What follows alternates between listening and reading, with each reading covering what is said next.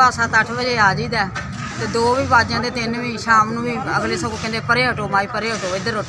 हटो बह जाओ आराम नाल ਜਦੋਂ ਗਾਂਹ ਜਾਈਦਾ ਹੁਣ ਅੱਜ ਵੀ ਗਏ ਆ ਤੇ ਉਹਨਾਂ ਨੇ ਸਾਡੇ ਚੈੱਕ ਹੀ ਨਹੀਂ ਚੱਜ ਨਾਲ ਕੀਤੇ नहीं आए जी ਤੁਹਾਡੇ पैसे नहीं आए जी सानू पैसे फोन या कि सुबह 7 बजे आने